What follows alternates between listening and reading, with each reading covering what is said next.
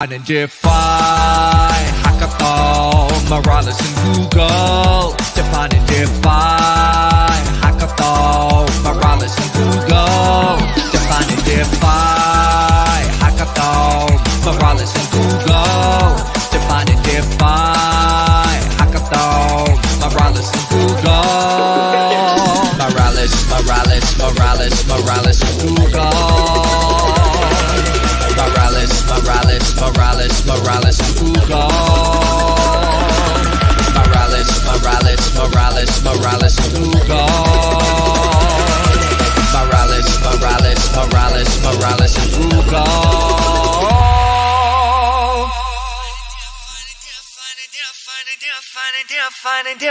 Define hackathon, Morales and Google. Defining define hackathon, Morales and Google. Defining define hackathon, Morales and Google. Defining define hackathon, Morales and Google. Morales and Google. Morales and Google. Morales and Google. Morales and Google. Morales and Google. Morales and Google. Morales and Google. Morales and Google. Morales and Google.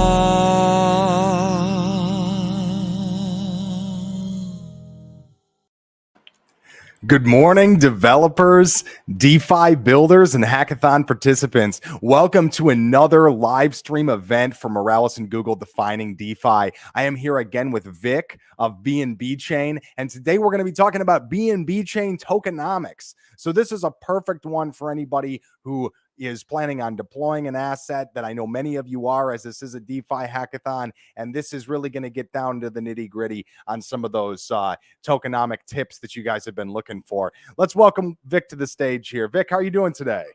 Great, how are you? Nice to be here, and thank you all for coming and taking your time to listen about the BNB chain and the overall topic of tokenomics that we decided to post today. Perfect. Let's add your screen to the stream here so everybody can see what we can.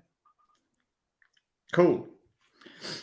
So a little bit like a preview about why we're doing this and how do we want this to succeed. So BNB Chain vision is to increase the freedom of money, and as you know that in blockchain money is represented by tokens, and there are different kind of tokens, different types, flavors, and today we are going to discuss not only what kind of types are there. We'll go a little bit deeper in terms of the tokenomics itself. We'll have an example of how would you build something on using the tokenomics, business model, how to analyze it, and also I have some information from the last session about the investment side. So stay tuned, and we'll get to all this today. So a little bit about the BNB token. So this is a utility token of BNB chain, and the first thing that you need to know is that it is a deflationary token, meaning that unlike ETH, for instance, that is being minted all the time, similar like to the fiat currency where it just printed, on the BNB token there is a final supply of the tokens, and initially 200 million BNBs were minted, and the target for the deflation is to reach 100 million BNB, meaning that in any given moment, both on the quarter, like one-time burn, and both like on real-time block creation, BNB is being burned and without return. So every time the block is being produced, a little bit of BNB is being burned. And on the quarterly base also, there is an auto burn schedule that there is a formula. We won't get into it about how it's actually deduced, but it's based on the number of blocks created, the price of the BNB, and a few other parameters. But in the end, overall, every quarter, a lump sum of BNB being burned. You can see this at bnbburn.info, which is a designated website only for this topic. And from there, I also took a picture of the current state, where we already have over 40 million BNB burn today. Not only that, BNB Chain also pioneered a BNB Chain burn program. And this is one of a kind initiative where the chain actually goes beyond the rules of the blockchain. As you know, the blockchain itself is built upon a set of rules which are programmed. And one of those rules is that if you send monies to an address that you don't have access to, either accidentally or by mistake, like for any kind of reason, by mistake, or have been a victim to some kind of scam, these monies cannot be recovered. And at the whole, this is a very big issue for the financial system, because usually in the banking system, if you send monies to the incorrect account, it is through a lot of bureaucracy, it will be returned. Maybe not immediately, maybe it will cost you a lot of headache, but eventually you can get this money back. In blockchain, it's simply impossible, because the address that the recipient address, you have to have private key to get the access to it. And if you don't, or if the address is a system address, like a zero address, which is also used for different like burning activities, then it's gone. You cannot do anything. So the BNB chain has come up with a somewhat solution to this. And with this program, where the lost tokens of different types, they have to be either BNB or pegged or wrapped type of the BNB token. If these have been lost, and what is important to say, that it can be publicly verified and it cannot be brought back forever.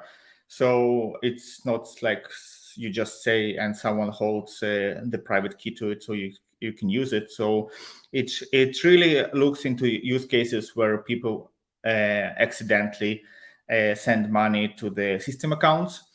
And in these cases, the burned BNB that we looked at the previous slide is being used to retrieve this money for the users. And the good example was 2 years ago, that someone sent 800 BNBs to the incorrect account, and this has been retrieved.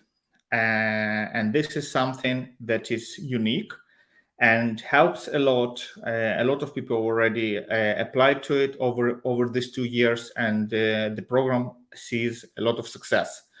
So this is really a tool that has been made for the community to make the usage of the blockchain as a whole more convenient, more safe, and to drive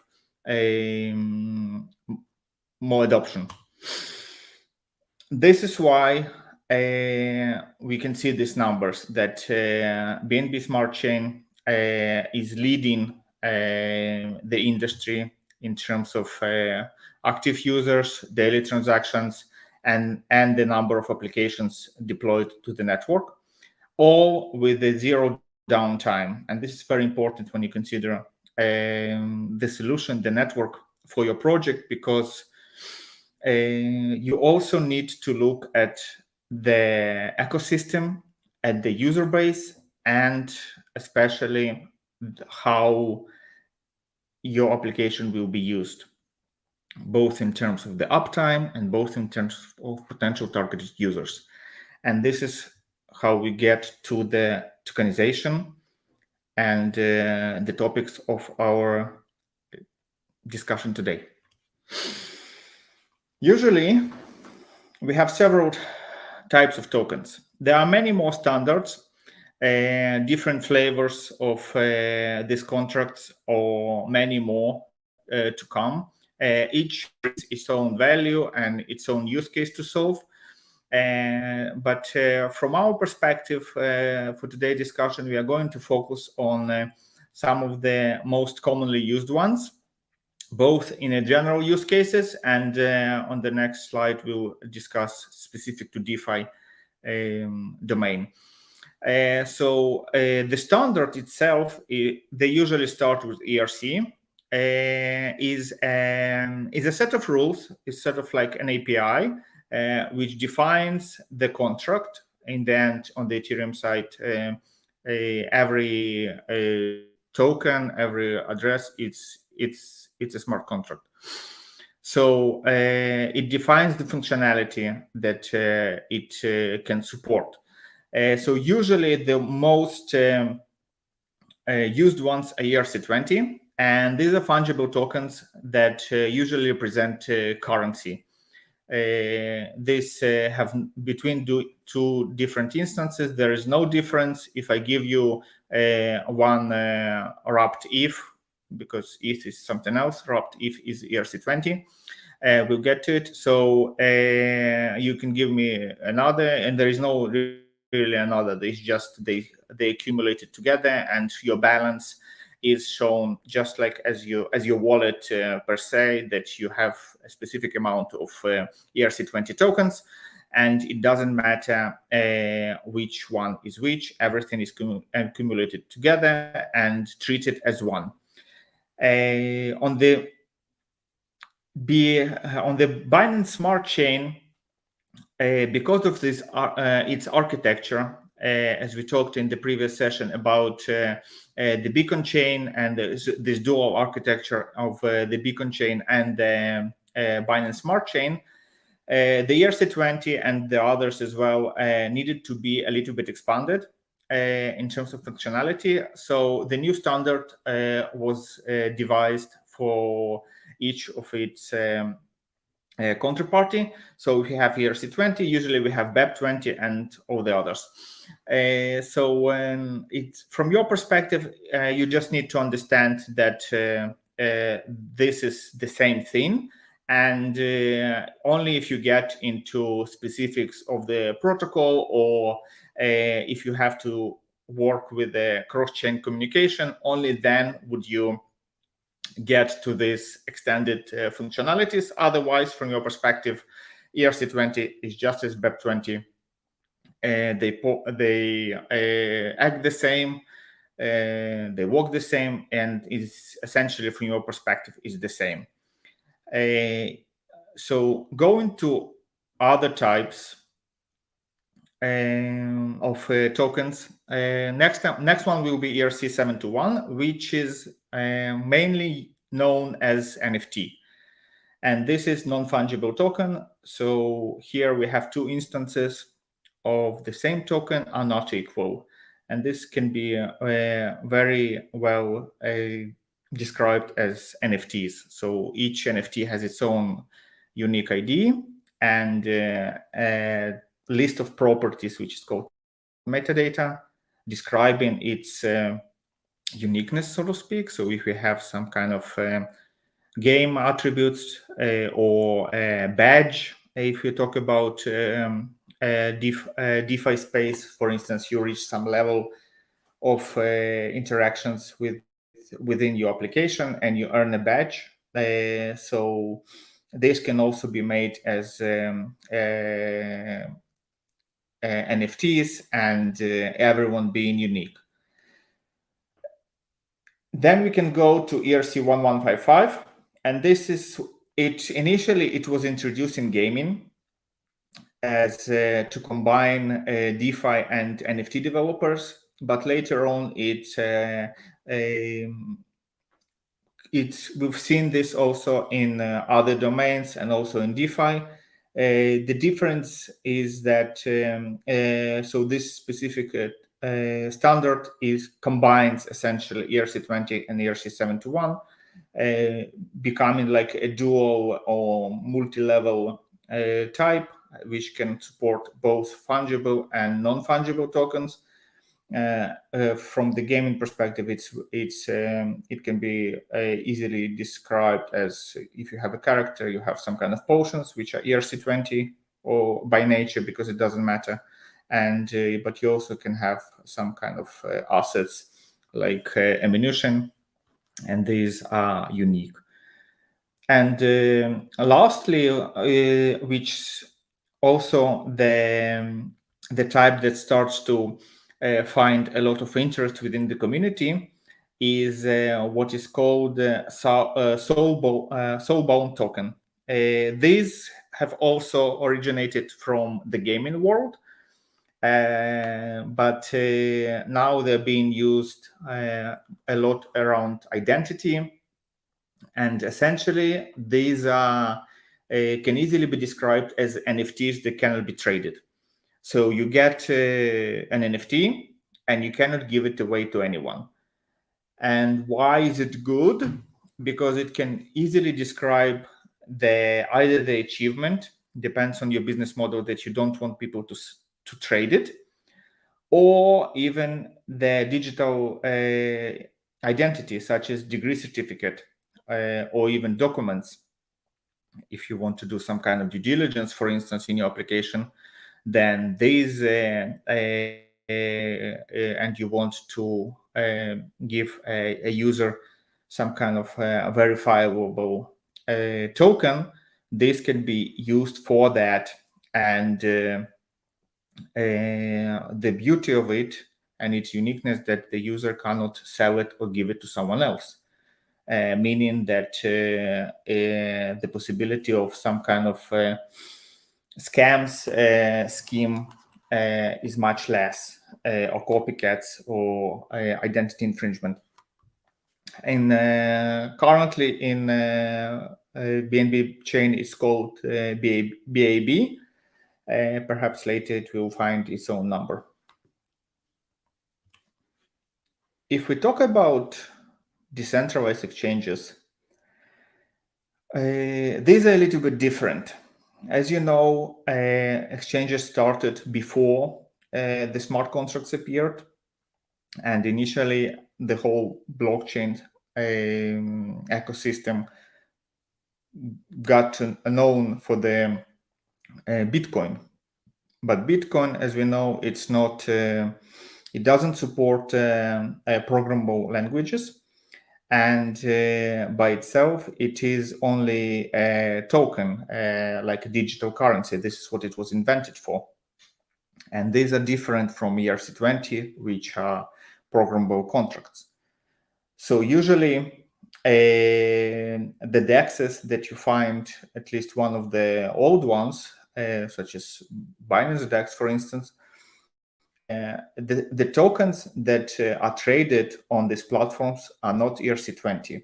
This is why I said there is an Ethereum and there is a wrapped Ethereum. A wrapped Ethereum is a ERC20 token based on Ethereum, and Ethereum itself, it's not ERC20. It is a financial token, and in BNB chain, these are represented by BEP2. And so this is like a minimized version of the token, which doesn't support smart contract and can be directly traded on DEX. Naturally, as we have wrapping and mirroring functionalities, I have the link here below to the documentation. You can create an BEP20 token out of BEP2 token. And this is easily done, and also can be done vice versa. Over time, was BEP8 was created, and this is like a mini token, a mini version of BEP2. And why was that needed? And primarily because listing BEP2 token requires quite a lot of financial resources. You need a minimum amount of holders to have it, and overall the infrastructure is a little bit different. So even to list a token, like to create your own ICO, it's quite expensive for small projects, and this is why this more friendly standard was created in the BNB chain, which is called BEP8. And the best use cases are for small and micro projects, intellectual property, and other small token economies. So this is much cheaper. To issue this token it's much cheaper, as low as 2 BNBs. And as I said, like it is the underlying requirement of this token that makes it cheaper, and this is why it becomes so. And naturally, this also BEP8 can be expanded into BEP20.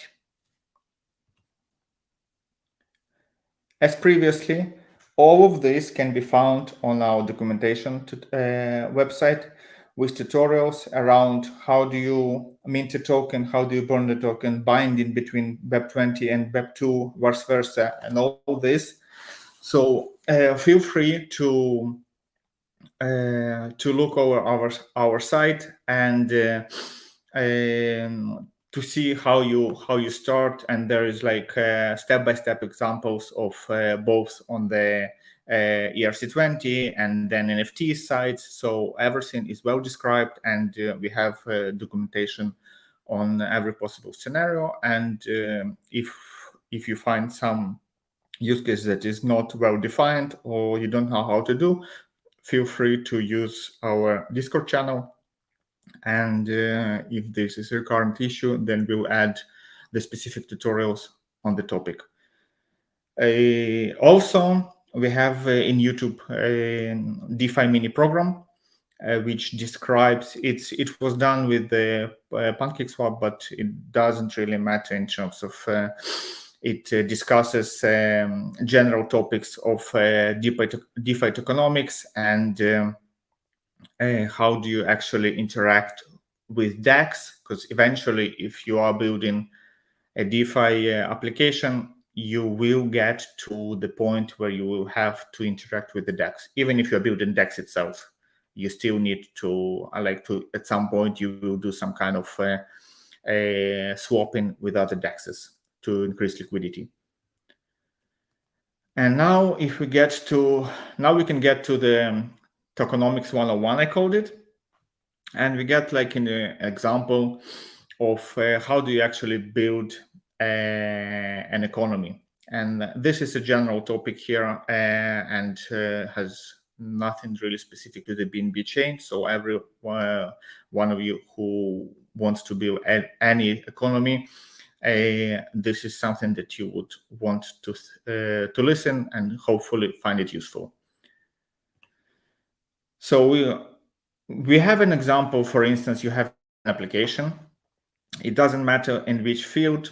Eventually, you will have some kind of gamification scenarios and social aspects to it. So, for instance, your users of the application can level up, and once they do, they gain new features or new availabilities or some kind of status within the community. And to level up, you need to gain some experience, and this is given in form of tokens. Tokens, naturally, like it will be this will be ERC20 token, as it doesn't matter as it's experience. It doesn't matter if my experience doesn't matter from your experience. It's only the amount that matters. And to gain this experience, you need to do some activities that are relevant to to your application, to your business model. For instance, you need to make 10 transactions, like 10 purchases or whatever it is that you're doing. Or for instance, you need to share this application with 5 friends over some social media. And having done this, you get the experience. So then these tokens will be amounted to your balance on the wallet. And as naturally, or at least in this example, at certain level, once you reach certain level, your tokenomics sort of defines that users with high probability will be switching to paying plan. Otherwise, it's maybe not fun for them or not beneficial, or you actually block certain features from them to continue. And as in every application, there is a churn, and churn defined by the number or the percentage of users that leave your product. It can be defined or tied to time, like how long does the user use your product, or it can be, in our scenario, we'll tied it to the level of experience. So, for instance, we have within each level that you level up, there is your chances of leaving the application increases by 10%. And once you reach the certain level that you need to switch to the paying plan, then the chance of you leaving the application is 50%. So from your perspective, this creates like a challenge to model this variable. So you have the X and Y, the variables that with which user gain experience. But the more user gains experience, the higher the level is, and the higher the chances that the user will delete your application. So in a way, it's like you cannot do too much and you cannot do too little. So this is the example that we have in here. And from your perspective, after making some research, your assumption is that the average user will upgrade from the free tier to the paying tier to within 25 days of usage. So you build this business model, your marketing campaign, maybe some kind of advertisement with the belief that within 25 days, your users will start to generate a revenue for the company. And usually the reality hits pretty fast and pretty hard. And what you identify within several weeks, that users don't level up to the extent that it was projected. So they don't do these activities that allow them to gain experience, hence leveling up. And it also takes them too long to reach the desired level. So it takes more than 25 days. How do we approach this? This is our example. This is your application. It doesn't matter what it does.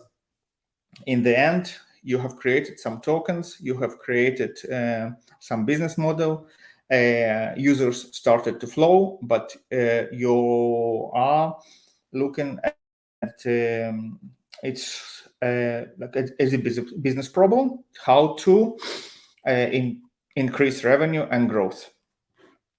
And for that, you need data. You need data analytics to optimize the tokenomics. So from thinking about it won't happen anything. This is why our main goal in the BNB chain is to provide you with as many tools and as many partners as possible for the analysis of data, for storing data, for making good use of the data, as well as management of your audience and of your information within the company. So feel free to follow the link below and see what kind of tools we have, and we'll constantly add in more and more tools in each category. The tools, the companies are undergoing technical due diligence, and to make sure that the advertised services are indeed within required specification and indeed doing what they're doing. So let's try a little bit to see how do we approach this this problem. So from our perspective, we need somehow to simplify the tokenomics in terms of we don't want to change it, but we need to find the way that we could make it approachable to solve. So as I said, moving the up and down different variables such as number of shares and the pain level can affect negatively on your bottom line. So if you increase the number of shares too much, this will discourage people to share the application, and this will reduce the networking effect. And the reduced networking effect will lower the velocity of the new users, the user acquisition process. On the other hand, if you decrease in the pain level from which free users need to become paying users, as we remember, there is a churn, so there is a higher chance of people to leave. Your LTV, which is the lifetime value of the user, decreases because, as we remember, to gain experience, user needs to do transactions. Transactions bring you some kind of revenue. So the faster user or the longer user remains in the application, the higher chances they make transaction, which brings you revenue, even if they are on free tier. So you need to eventually optimize and find the optimal growth and revenue. And for this, in our example, we'll use the term what is called problem reduction. And problem reduction is it's a theoretical term in computer science which describes reducing or converting one problem into another and finding the algorithm or the solution to solve the reduced problem, the problem B, and hence this can be used as a solution to problem A. So in our example, we want our tokenomics to change to some other domain, solve it, and then use the solution back in the tokenomics world. Welcome to the industrial era. So what we want to do is to move from the tokenomics to the process control loop. And essentially what it does is it mimics the industrial process where you have different variables that you can change. For instance, you have some kind of a steam engine, for instance. So the more water you can add water, and you can add fire, and from that you receive movement or the energy to move the train. So in our perspective, from our perspective, we'll be moving this problem of tokenomics into the industrial context and then solving it in the industrial context and moving back the problem. So as I said, there are several variables in the process. So the first one is the process input. And this is the variable that we want to change. You must be able to change it. And from our perspective, this is how many transactions the user need to make, or how many friends they need to share, or the marketplace fee. So this is essentially the parameter that you have the ability to change that and see how it changes.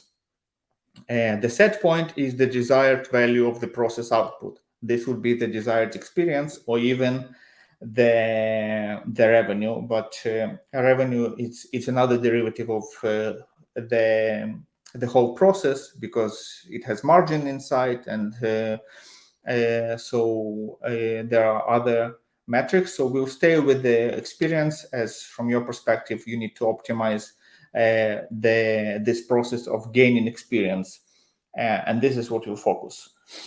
The process output, or the PV, is the actual experience that, or the actual value that is being output from this process. So from our perspective, this is the actual experience that the user gains. So set point is something that we want the user to gain, and PV is the actual that is being happening, and the controller is the process itself. So in our perception is the notification about a sale or special event for the user to level up. This is all we need for now. And what we'll do, we'll create a graph. It's easy always to visualize it and print it, even to show with different people and see what is going on. In this perspective, though it is totally removed from the context. So you don't really care about how the experience was gained, what was actually the process of churn, how did people added and removed from your application. So it removes a lot of fluff and a lot of although important for other aspects, from our perspective, it is unnecessary information and really creates noise around and disperse our focus. So if we plot it in this way, then we can easily see, and there is a description here why it's easily seen, that the users don't gain experience neither fast nor high enough. So let's see. So the first observation is that users don't reach the predicted pain level within 25 days. So if we see here, there is this line, like for instance, the predicted pain level, and the users only reach it. So we are having like actual PV, it's red line, it only reaches it within 60 days. So we assumed that it would be in 25 and now it's in 60. So it doesn't matter why it happens, it is a problem. And this is what we need to understand. So we need to convert the problem to the one that we can solve. And to solve it, we need to see the problem. So this can easily be seen. And later we'll adjust it, or at least see how we can do, and to give tools how to do different measurements. The other one is the users don't reach the pain level at all due to the churn. So, and this is why, because as we see, the actual PV, the actual experience that increases over time, over the days, it goes, but really doesn't really reaches what we really need.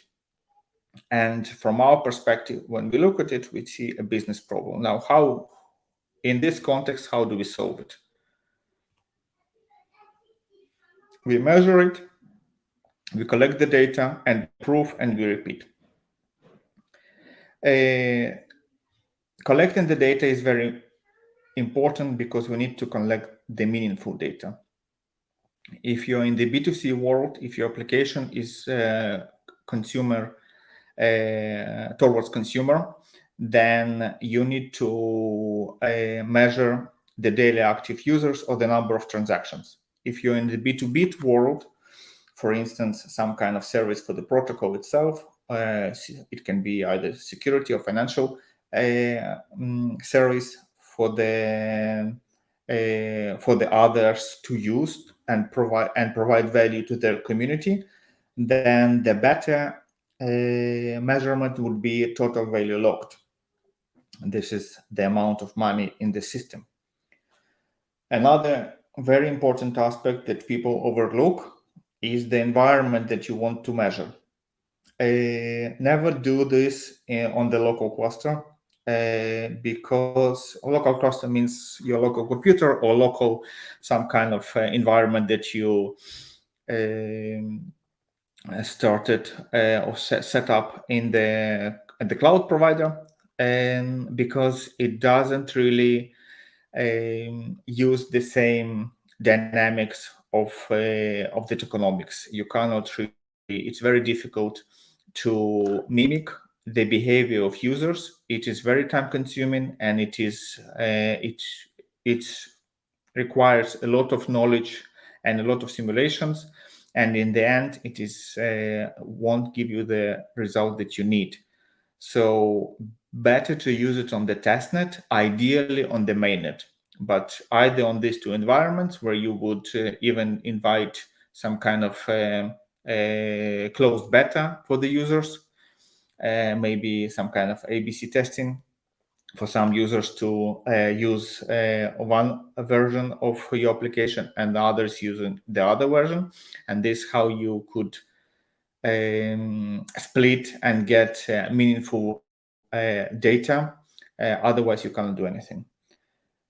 Eventually, what you want to use, in our initial example, we had the assumption that the users reach the paying band within 25 days. And we saw that in reality, people use it around 60 days. So from our perspective, what we need to use or to improve even is the divergence, the deviation of your measurement from the target. So how far 60 from 25 at any given moment? How is it far at day 1? How is it far at day 10, at day 20?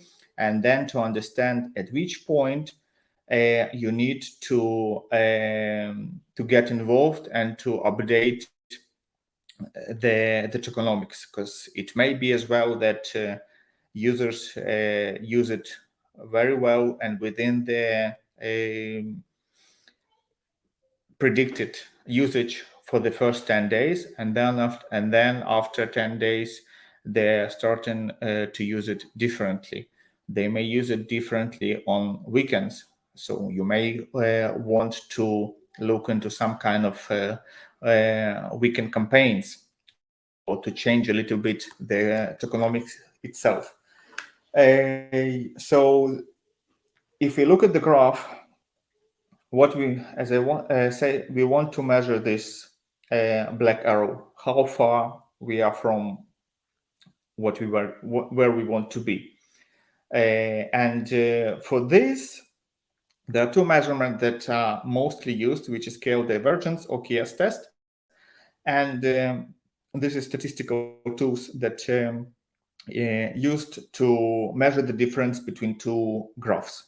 And because this is what we eventually are doing. It doesn't matter that you're doing a game or a social or DeFi or option, some kind of derivatives. In the end, you need to look at the measurement of your target, of your business or business target, and then see how to improve it. And this is how you do it usually.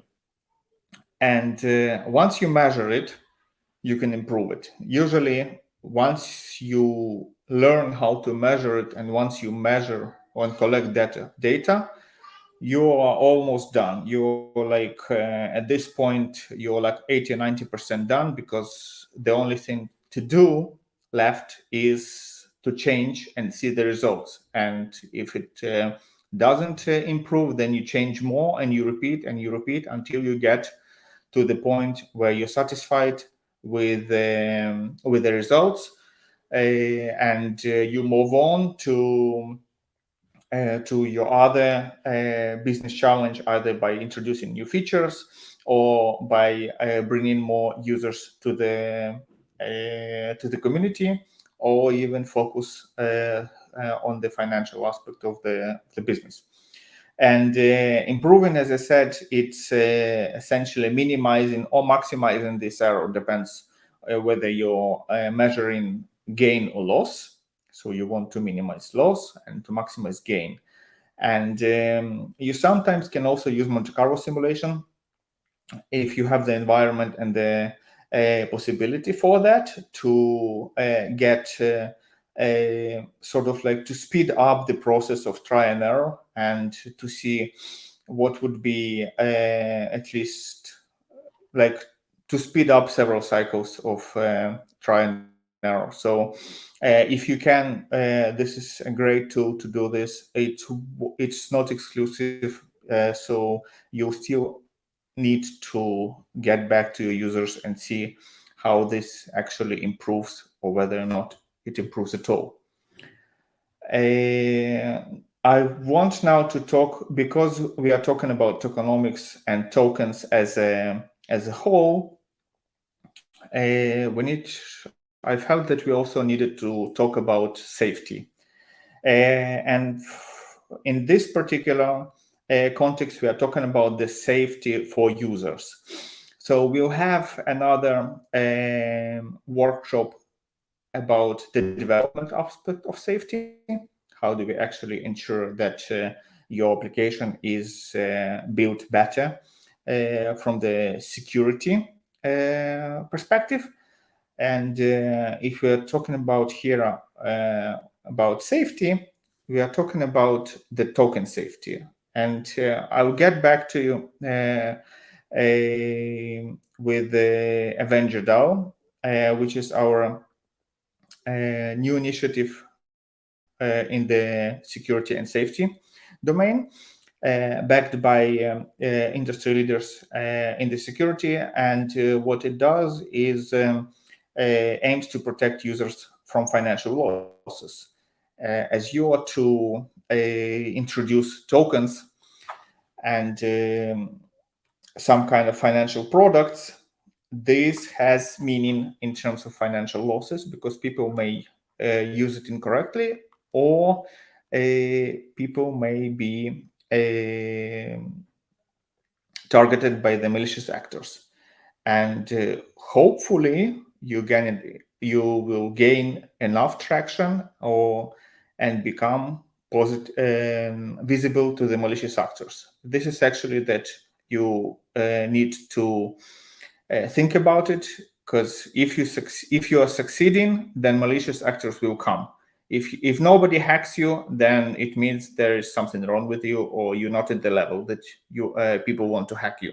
So this is something to be prepared for, and not thinking that this will not happen to you. So we have several services on this: Meter, Watch, and Vault for different purposes, for rating smart contracts, for a real-time security exploits notification, and the Vault that increases the likelihood of the loss recovery. And I wanted to talk to you about also the integration itself. So we have already several products that several projects in the community that are integrating this API. And so, for instance, here you can see in the BNB project site, you have this widget that says the security score, and you can click on it and you can see whatever it is.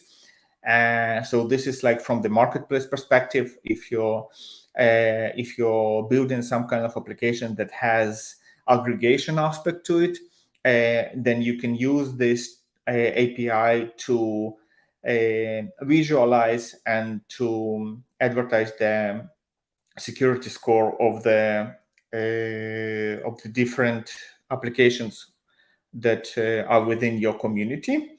And this is the mobile version of it. This is not of it. This is actually another product. This is a Pancake Swap itself. So this is another, and this is in-app integration. So within the app itself, within the swap screen, once you pick the address that you want to transfer money to, or to swap or to buy the token, then this is integrated to see about the token itself. So this is very interesting. This is about the token, this is about the project, and two different integrations. And feel free to look how it works, and think about also such use cases that you want to add a level of security and a level of integrity to your application, so that users can adopt it faster and in a safely manner, and overall to get to the growth. And we'll talk about the question that you had from our previous workshop about grants and investments and overall different programs. So this particular program is called Most Valuable Builders, MVB, and has, as I said previously, it has a different like rounds of application. So for this one has finished, but there will be more. And from your perspective, I wanted to deliver to you the knowledge about the existence of such programs. So what MVB does, it's 8-week programs that is focused around business development, tokenomics, R&D, and this is something that this kind of like questions that or examples that we have looked today together. This is something that you will undergo during the mentorship to see how do you actually improve your tokenomics, how do you improve safety, how do you improve security, and overall growth, distribution channels. So everything related to the growing the actual business beyond the successful MVP or successful hackathon prize. This is the next step from your perspective to grow within the BNB chain and to get the tools that you require or that, while not necessary, but will definitely help you to grow faster and more sustainably.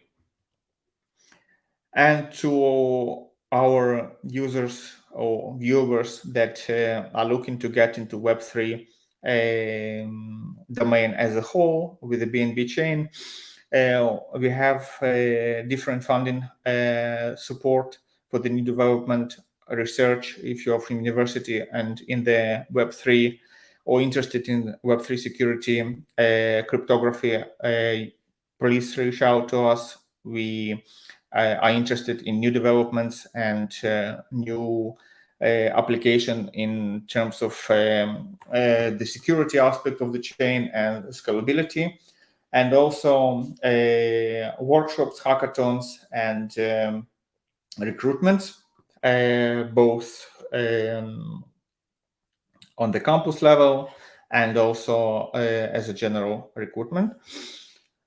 We support and put our focus on talent development and embrace innovation as a whole. So this is why we are building this community for the innovation, for the community. This is why we are bringing these initiatives such as the Lost Funds program to enable people to get into the blockchain and feel safe into it. And this is why it is important to us also to connect to the community, to hear the problems of the community, and to understand how we can move forward and bring the most value to the community itself. Such opportunity exists in the role of blockchain evangelist, where you could lead your local community or global if you wish, and essentially to educate the community about the blockchain itself, the tokenomics, the freedom of money, the security, and everything that is so awesome about the blockchain and the Web3 world. We have communities supported in 13 languages. If you're one of those, this is great, and you can add more to this. If you are not and want to add or to lead the community in another language, this is even better. And the community members are growing every day, and we are looking for the leaders of the community to also to bring to customize the BNB chain products to the needs of the community, both in terms of perhaps regulation, perhaps security, perhaps different aspects of social environment. And this is something that we're always looking into to expand to new economies, new communities, and to bring value across the world. Questions? Thank you for that great presentation, Vic. I know it was a lot of things that were news to me about great offerings from BNB Chain, especially for those who are, working with new digital assets, as we all are in defining DeFi. If we have any questions, we're happy to take those now in the chat. But really quick, I wanted to point out a couple other things here. Oh, I see we have a question already. Let's go ahead and put that up here. Hey, Vic, any insight in how zero-knowledge identity proof tools... Okay, they're asking what zero-knowledge identity proof tools might already be in the BNB Chain ecosystem. We are currently deploying, I'm not sure if this is somehow related, but it is in a way a zkBNB rollup on top of the Binance BNB Smart Chain. And this, in a way, uses a lot of the zero-knowledge technology.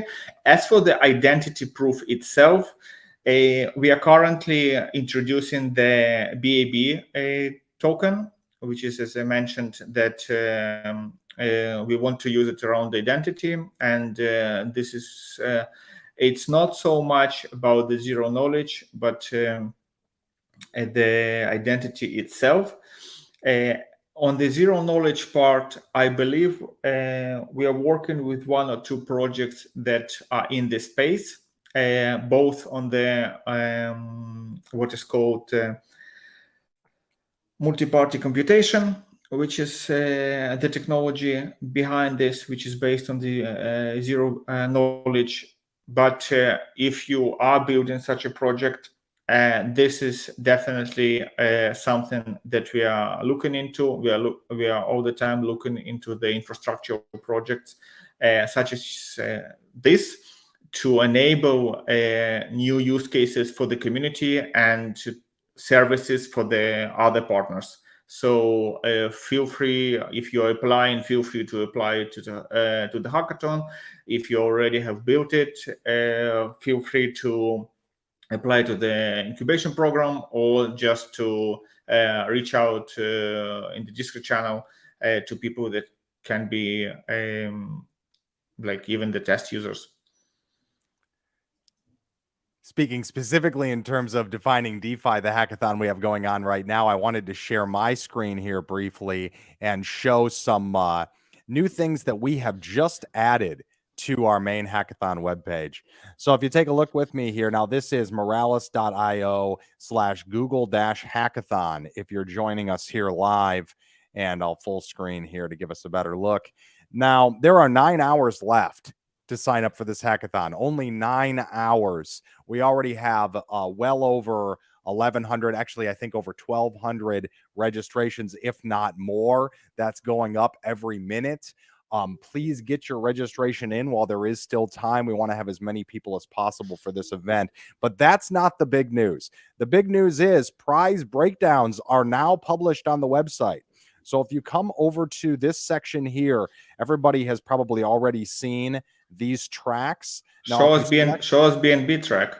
Of course. Now, if you select BNB track, you're going to see here the breakdown that Vic gave us during the opening ceremony in a nice layout here, so you can decide specifically, which of these development tracks works best for you. And of course, we have the same thing for our other sponsors as well. So do take a look at that. Check that out on your time. We're also going to add in some details on bounties. Those are not up yet, so watch for those. And get your registrations in before it's too late. 9 hours and 0 minutes remaining. All right, so I want to see if we have any other questions in the chat here. See one right here. With Avenger DAO, how does one pull the API to their project if interested in using it in some type of audit or approval process? Just a second, let me read it.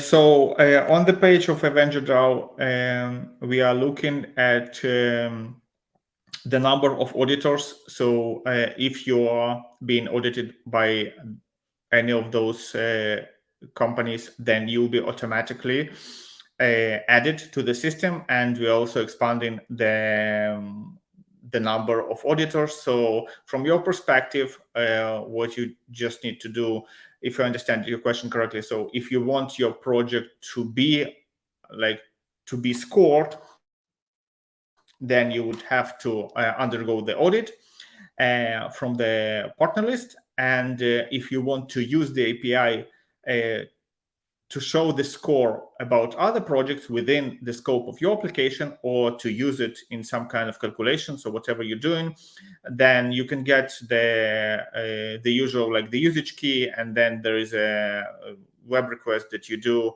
to get the response, and then parse it as just as any other API on the web. Perfect. Another question here on yield farming and building yield farming DeFi dApps. So I guess to maybe rephrase this question just slightly, are there any DeFi protocols on BNB Chain that are officially endorsed or partnered with you guys, where you'd be more comfortable recommending one to start with? I don't know. You mentioned Pancake Swap. I don't know if that's one of the ones that we would recommend. I'm not recommending anything, but we have a list of that is presented, as I said. Let me go back to it, in the list of the partners, and there we have it per domain. So this is the, if you can show my screen, this is the Node.io BNB DevTools, and there you can find a specific, you can just go, this is just a screenshot that we could get it within the screen, but there are more. And just find the section that you need, and there will be around DeFi and the farming space that you need. So yes, so we are expanding this partner list. Is being it's sort of recommendation, because this is something that we go through both on technical DD, both on business DD, to make sure that these are both well vetted partners, and it doesn't present some kind of potential risk, both from the business, financial, or technological perspective. So the partners that are there for surely are recommended. If you are not able to find your specific domain there, then feel free to reach in the Discord channel, and it may be just outdated, or this is something that we could maybe point you to the partner that also does this, but not as a main activity, and this is how we can resolve this. Excellent, excellent. Yep, and I encourage anybody, if you're working with one of these protocols and perhaps using an API that they offer, do reach out for support directly with that dApp provider, because they may have tips that go beyond what we can provide in general. And that, of course, that's only if you're planning on integrating that dApp with your dApp that you're building. But there's certainly some gains there. If you can benefit from existing smart contracts, perhaps you can add some functionality that would take much longer to build if you had to build it from scratch. So just a thought there. Usually just like look at the space and then go into each one. For instance, even like Moralis, from our perspective, it's a data provider, but Moralis does lots of stuff, even hackathons, even good ones. So this is something that you need to a little bit to drill down and see what specific use cases that you need. This would be a general start. So it may be under farming, it may be under DeFi. We don't have this like specific drill down to the filter, but this would be a great start for you to find the tools that you need. Absolutely. On that note, if anybody has additional questions, wants to talk with me, other members of our team, Vic, if you're available, please feel free to join us. We're going to be meeting up in Gathertown. Click the link right now in the description. Set up your avatar. We're going to meet at the long rectangle table inside the house there once you log in. So we'll see everybody there in about 10-15 minutes. I know we're a little over our normal time. So if you're already there, feel free to get started without us. We'll see you there very soon. Have a wonderful day. Thanks for joining us for another Defining DeFi wonderful workshop with BNB Chain.